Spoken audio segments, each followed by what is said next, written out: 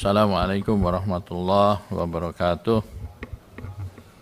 Yang saya hormati Pak Menteri Perhubungan, Pak Menteri PUPR, Pak Kakor Lantas, Ibu Kepala BMKG, dan Pak Kepala Basarnas. Saya mulai dari Pak Kepala Basarnas dulu. Ada 83 tadi ya Pak ya, kapal yang ada di Basarnas. Tetapi saya tidak melihat, tadi dipresentasikan di layar, tidak melihat ada kapal nasional yang ditaruh di sisi selatan Pulau Jawa. Karena di sana ada banyak perkampungan nelayan, di sana juga ada banyak wisata. Saya kira perlu ada alokasi untuk KN SAR untuk di selatan Jawa, dan mungkin persoalannya karena di selatan Jawa itu gelombang tinggi dan sebagainya, tapi kan di sana ada Cilacap, ada Pulau Nusa Kambangan, ada pelabuhan di sana, bisa dipakai untuk pelabuhan KN SAR gitu. Mungkin perlu diadakan satu KN SAR namanya Brotoseno gitu kira-kira ya. Ini yang ada cuman KN SAR Pak Sudewo. Ada KN SAR Pak Sudewo ya. Yang belum ada KN SAR Brotoseno gitu. Mungkin ditaruh di Cilacap cocok gitu Pak. Terus juga di sebelahnya NYIA, Bandar Udara apa namanya, Jogja, itu ada Sungai Bogowonto, mungkin juga bisa ditaruh di situ. Sungai Bogowonto. Itu kita sering melakukan reklamasi atau sering menguruk pantai. Ini ganti menggali sungai agak lebih dalam sehingga bisa dipakai untuk SAR. Di sana ada pelabuhan udara ya. Kalau ada apa-apa, naudzubillah, kecemplung laut dan seterusnya, ada yang nolong gitu. Iya Pak. Saya kira saya usul Pak Basarnas adalah dipertimbangkan untuk KN SAR untuk di pantai laut selatan ini. Belum lagi di sebelah barat lagi ada Pangandaran, itu juga kampung nelayan ya. Di sebelah timur banyak sekali itu kampung-kampung nelayan, dan kebanyakan dari mereka kecelakaan laut itu kan dari nelayan ya Pak. Itu saja yang pertama. Yang kedua untuk Bu Kepala Basarnas, Kepala BMKG. Ibu Kepala, kelanjutan dari antisipasi gempa Tuban bagaimana ya Bu ya? Gempa tanggal 22 Maret itu 6,5 skala Richter atau bahkan 7. Terasa sampai Surabaya Bu. Jarang-jarang Surabaya itu kena gempa. Iya. Jarang-jarang kena gempa. Itu kemarin goncangannya lumayan. Dari mana itu? Bahkan kata rilis-rilis yang disampaikan oleh BMKG itu belum terdeteksi, bahkan patahan itu belum ada petanya gitu.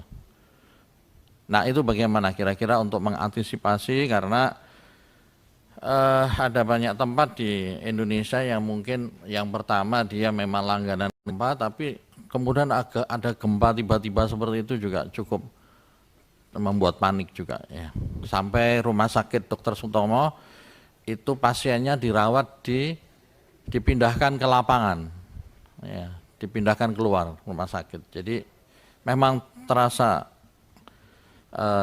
kuat, dan 2 kali. Kemudian yang sekali tanggal 31 Maret kalau nggak salah, walaupun agak lebih kecil, cuma skala berapa, 6 ya, 6 skala Richter.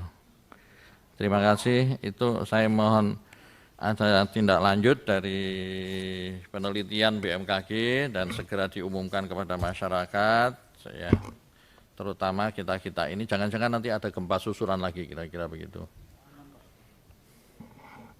Jangan. Pak Menteri Perhubungan, saya sama yang kami cermati survei dari Kementerian Perhubungan. Kita ada data di sini 193 juta, 6 yang akan melakukan pergerakan 71,7%. Sementara pilihan moda transportasi yang tersedia kalau saya total hanya 117,2 juta, Pak. Lalu sisanya masih ada. Ini kira-kira pergerakannya pakai apa ya? 5 pilihan moda transportasi, 5 pilihan moda terbanyak itu totalnya 117 kalau saya jumlah. 117,2. Lalu sisanya pakai apa? Perlu bagaimana mengantisipasinya, Pak Menteri?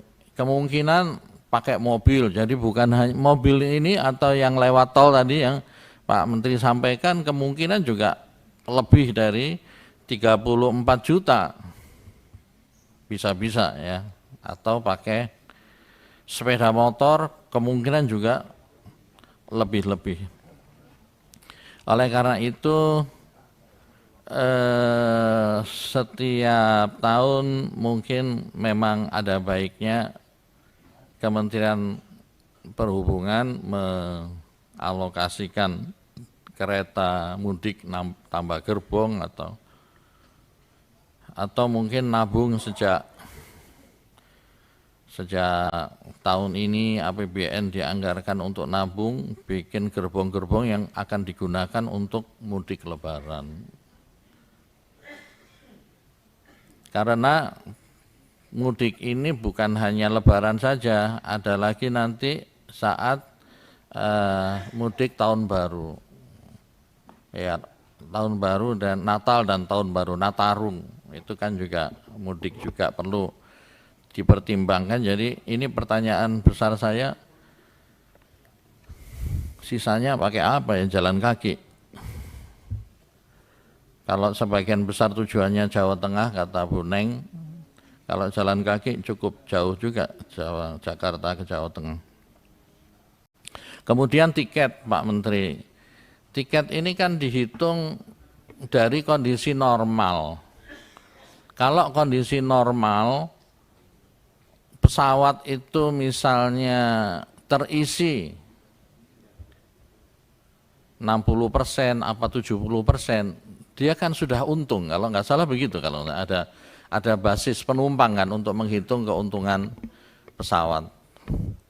Nah kalau mudik ini kan pasti isinya bisa lebih dari 80% itu, bahkan 100%. Ya. Kalau boleh gelantongan gitu kira-kira 100% lebih. Gitu. Jadi saya kira tiket agar para maskapai atau pemilik angkutan umum itu untuk tidak melebihi batas atas itu sangat wajar. Artinya mereka tidak melebihi aja sudah untung gitu. Kenapa harus dilebihkan lagi? Gitu. Jadi mohon untuk tiket, ya syukur-syukur bisa didiskon seperti tol tadi, didiskon. Karena rame kan, mungkin selama sepekan ini bisa 100% penumpang pesawat. Kalau ada diskon, bagus juga itu. Kami sebagai wakil rakyat pasti mengusulkan bab-bab yang seperti diskon-diskon ini. Karena ini populis dan ini baik juga untuk kesehatan keuangan dari masyarakat yang sekarang dalam kondisi tidak baik-baik saja. Bayangkan masyarakat yang miskin juga masih belum banyak yang terentaskan dari sisi pendapatan mereka. Jadi mohon kepada Pak Menteri untuk mempertegas lagi batas atas, dan tentu kami sangat respect, sangat setuju apabila Pak Menteri juga memperlakukan maskapai itu seperti pengusaha jalan tol yang berinisiatif untuk mendiskon sampai 20%. Ini menarik ini. Terima kasih kepada para pengusaha jalan tol. Demikian Pak Menteri Perhubungan, kepada Pak Menteri PUPR. Pak Menteri PUPR luar biasa. Tadi yang berinisiatif untuk mendiskon tol kan perusahaan ya Pak Menteri ya. Pak Menteri berinisiatif mendiskon sampai 50% gitu Pak Menteri. Itu kan tadi mereka dari badan usaha BUJT ya. Sekarang Pak Menteri PU-nya sendiri dapat diskon dari Menteri PU. Saya setuju sama Pak Ketua. Pak Ketua kan tadi minta diskon 50%. Ya. 30% untuk diskon dari Menteri PU. Kenapa? Pak Menteri, hitung-hitungan sama seperti angkutan udara. Angkutan jalan tol pun kan kalau dia dilewati ya oleh 100.000 kendaraan per hari, ya jangan-jangan sudah untung itu.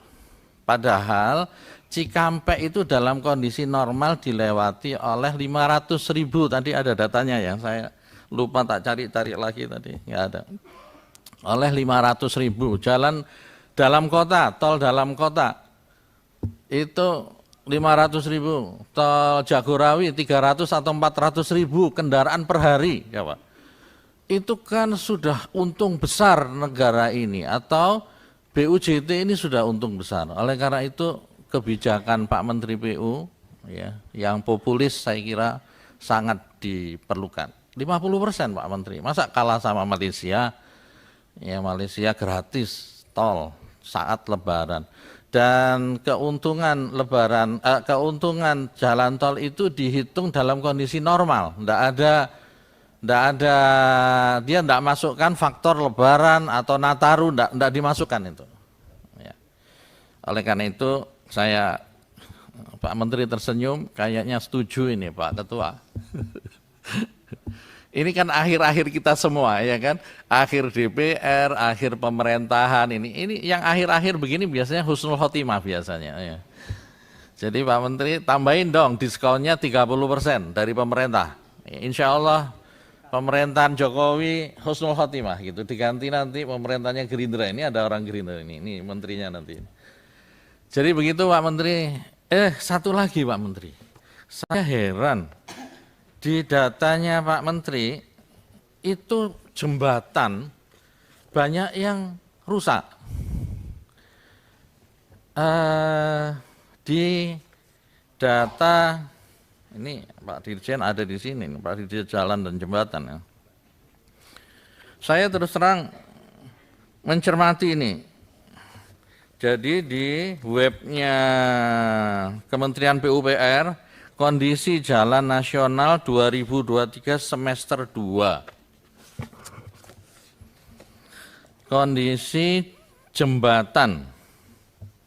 Kondisi jembatan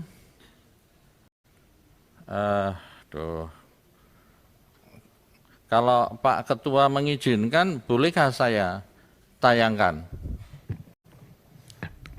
Mohon izin Pak Sigit, sekarang sudah jam 1, ini kan sholat. Oh iya, sebentar lagi sholat zuhur ya. Buka puasa sebentar lagi. Nih, ya.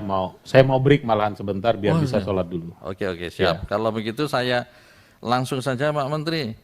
Itu jembatan yang rusak lebih banyak daripada jembatan yang baik, yang mantap. Jembatan yang mantap cuma beberapa ratus saja.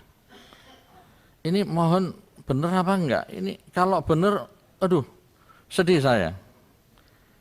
Kita 5 tahun rapat di sini, jembatan yang baik hanya 170, jembatan yang rusak yang sedang ya, bukan rusak ini berarti ya, sedang 2.546, jembatan rusak ringan 13.844,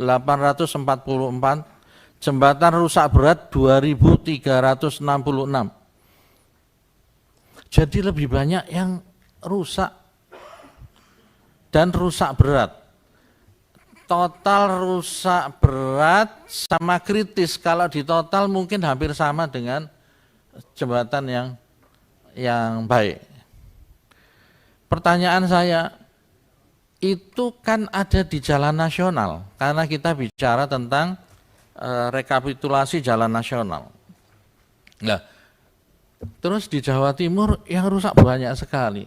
Ini apa tidak akan mengganggu kelancaran mudik Lebaran? Memang tolnya mulus, ya tolnya mulus dan akan didiskon sampai 50%, 20 dari BUJT dan 30 dari Pak Menteri PU.